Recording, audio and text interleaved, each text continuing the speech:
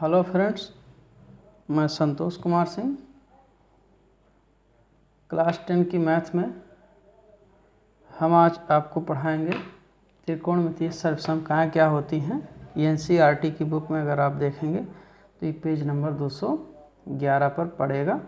मैंने डाल रखा है त्रिकोणमितीय सर्वसमकाएँ। इंग्लिश में इसको आइडेंटिटी बोलते हैं। ये जिसके आप सूत्र रूप में रटते हैं वही आपकी सर्वसमका है। मेन रूप से यहाँ हमारे पास 3 सर्वसमकाएँ हैं जो आपकी बुक में उदाहरण के माध्यम से भी समझाया गया है।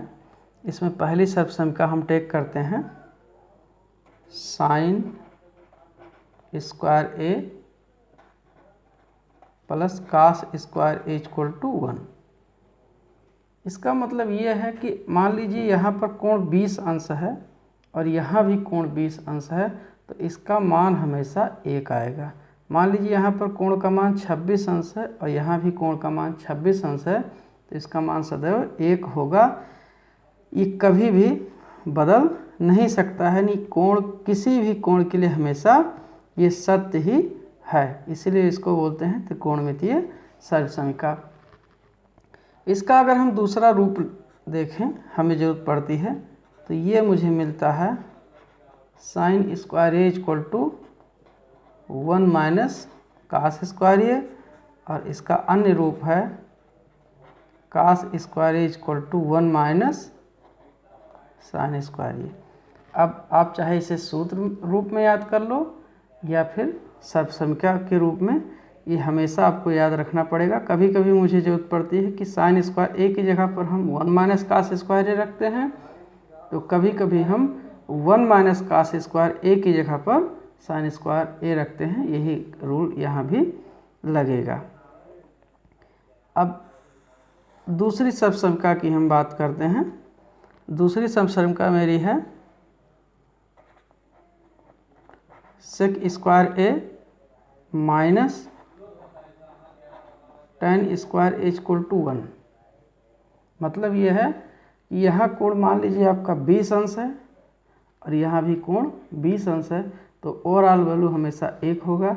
मान लीजिए यहाँ 30 अंश आ गया और यहाँ भी 30 आ गया, तो हमेशा मान 1 ही होगा। अब यहाँ से अगर हम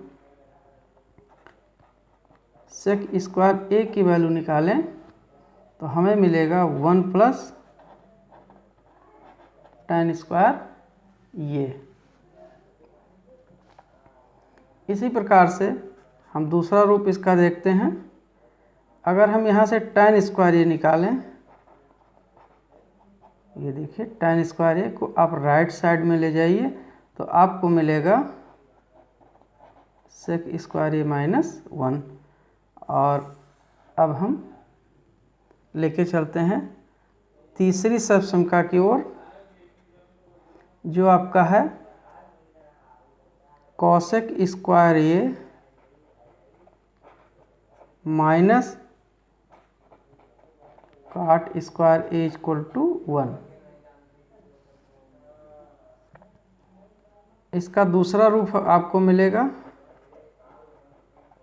cosec square A equal to 1 plus, यहाँ देखिए कॉसेक स्क्वायर को मैंने राइट साइड में रोक लिया, तो जब काट को कोसेक को मैंने लेफ्ट में रोका है, काट को जब राइट में ले जाएंगे तो ये आपका माइनस से प्लस होके काट स्क्वायर ए हो गया। तो इस तरीके से ये दूसरा रूप इसका आ गया। अथवा अगर आप काट स्क्वायर ए बराबर देखना चाहते हैं कितना आएगा, तो यहाँ पर आपको मिलेगा कॉसेक स्क्वायर ए माइनस 1। तो इस तरीके से आपके 3 सर्वसमकाएँ हैं। और हमें बहुत सारे ऐसे त्रिकोणमितीय प्रश्न हैं, हाई स्कूल में भी हैं, आप इंटर में पढ़ोगे वहाँ भी, जहाँ पे हमें इनका उपयोग करना होता है। तो ये इन सर्वसमकाओं को आप याद रखेंगे, जिसे हम सूत्र कहते हैं। अब हमारा जो अगला एक्सरसाइज है वो है प्रश्नावली 8.4। ये पेज नंबर आपको 213 में मिल जाएगा एनसीईआरटी की बुक में। तो इन्हीं त्रिकोणमितीय सर्वसमकाओं की सहायता से हम इन प्रश्नों को हल करेंगे। तो नेक्स्ट वीडियो का इंतज़ार कीजिए। मेरे चैनल का नाम है हैप्पी क्लासेस 271835। कोई प्रॉब्लम हो तो कमेंट करिए और सब्सक्राइब भी कर लीजिएगा। Thank you.